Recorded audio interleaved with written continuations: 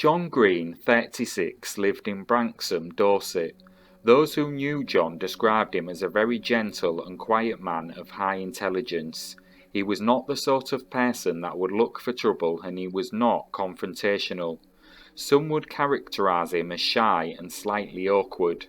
Despite this, John had a wide range of friends. He was living in a basement flat that his mother owned. Above his flat there was a shop that he rarely used. John did a variety of odd jobs as well as running his own business. He was also said to have been setting up his own marine security company at the time of his death. On Saturday the 2nd of February 1991, John's fiancee would find his lifeless body inside his flat. John was slumped between a window and a desk in his office. He had been repeatedly stabbed in what police described as a frenzied attack. The police believed that he was killed the previous afternoon between 3:15 and 4 p.m. The week before his death, on Saturday the 26th of January 1991, John held a birthday party at his flat for his friend. About 50 people attended this party.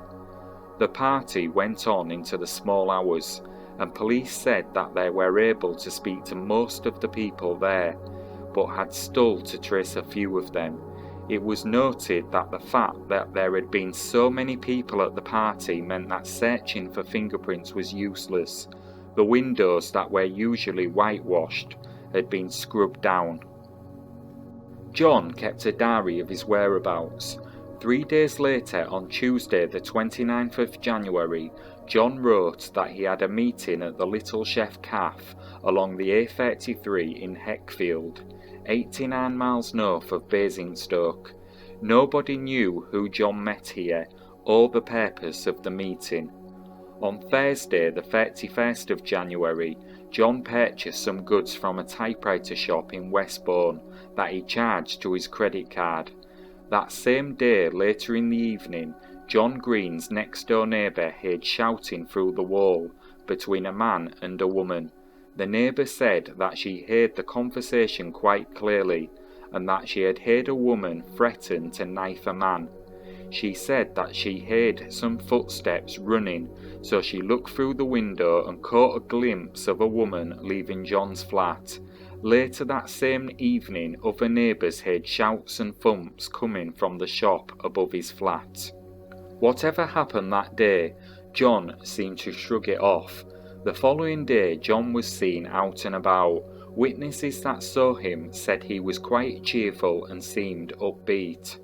However, later that day, on the afternoon that the police believed that he was murdered, at approximately 3 p.m, a person said that they saw John being jostled into his shop.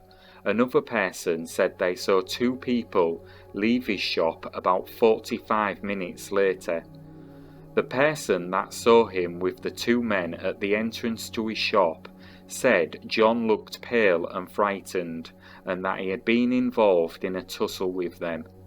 They were seen trying to get John to go into the shop, and John appeared to be trying to walk away, but they were then seen to go into the shop, and John was not seen alive again. It was noted that the person that had seen John being pushed about outside his shop gave the information in an anonymous letter. Photo fits of the 2 people were made, but without any success.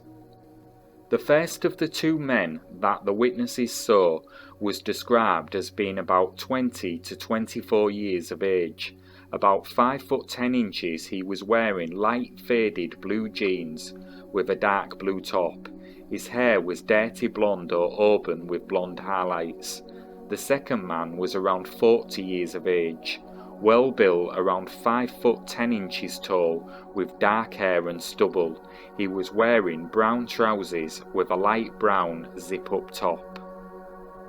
That same evening, a witness said that as she got off the bus outside John's flat, she saw a man coming out of the door.